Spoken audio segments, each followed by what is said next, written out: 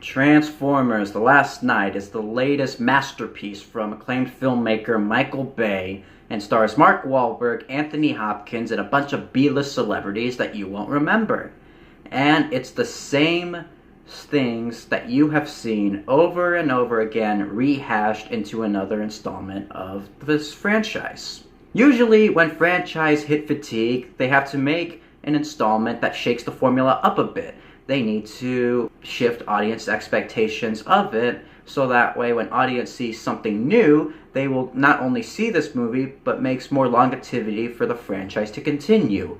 When franchises does this, they'll usually continue on and make more sequels that the public will love. And when franchises don't do this, where they seem to give the same things and rehash everything, they get diminishing returns with each installment. Yet somehow, the Transformers series is unaffected by this. Even if they just rehash everything, they still make over $1 billion. Because everyone loves to see the spectacle of big summer blockbuster action movies. And I will give the Transformers movies this. They do offer some of the biggest spectacle of the summer, but that's it. The only reason people go to these movies are the spectacle of the action. And yet this movie, on every aspect of filmmaking possible, fails. The directing of this movie fails the most. I can't believe that this is the 5th installment of this franchise, and it has done nothing to change the formula up a bit. If you've seen any of the Transformers movies, then you know exactly what to expect. There's an ancient artifact from long time ago given to us humans from planet Earth. And then it takes place in the modern day, where Decepticons have to find this ancient artifact and try to use it to destroy Earth. And the heroes have to stop them before they destroy the Earth.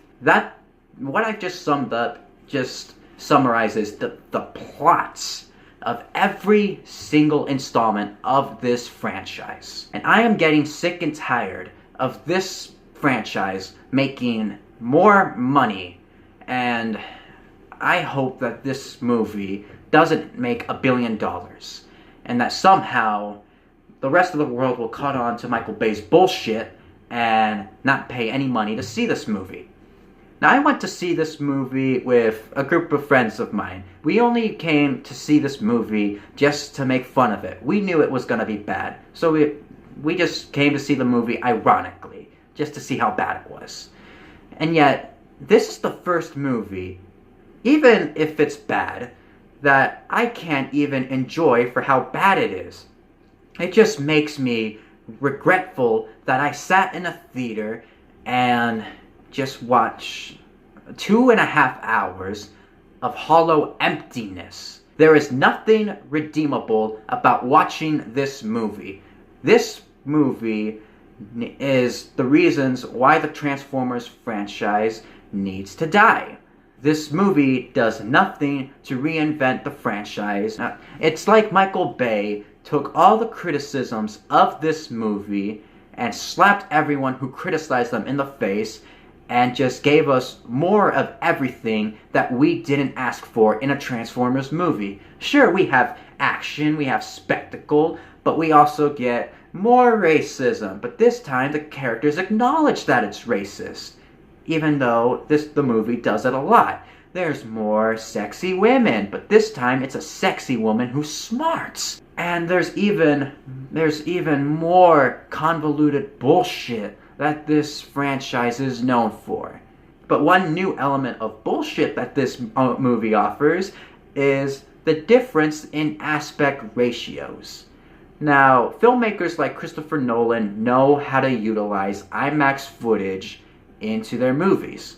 So, in case you don't know, usually when a competent enough filmmaker wants to use IMAX footage, there's for the majority of the movie, there's black bars on top and bottom of the screen where it's normal footage. But then when it gets to IMAX footage, where it's the biggest scenes or the biggest sequence of the movie, it gets rid of the black bars on your TV, which represents the IMAX footage. And when the scene or sequence is over, the black bars reappear again, and it stays that way for the rest of the movie, or until the next big IMAX sequence shows up. With this movie, the aspect ratios change so much, not just from scene to scene, but from shot to shot in the same scene. In one scene alone, where there's 50 different editing cuts, there's it switches between aspect ratio, changes from flat to scope to flat to scope, over and over again, and people that I've looked at, that I've been with in the theater, noticed this, and were confused as to why the movie went from flat to scope. Oh my god. It just added to the more bullshit that this franchise is known for. I really hope that this is the first installment in a long time that doesn't make $1 billion, because I've had enough with the Transformers movies. I'm tired of having to sit through the same thing over and over again. If you've seen my review roundup of the Transformers movies, then you would have noticed that I really didn't have much to say, because there isn't really much to say. They're all just the same things. Once you've seen one, you've seen them all. And Michael Bay doesn't care if you criticize his movies. He has this theory, says you can criticize his movies all you want, but he thinks that you're still going to see them no matter what. And I hope to God that this movie does not make $1 billion just to show him that the world is getting tired of his bullshit.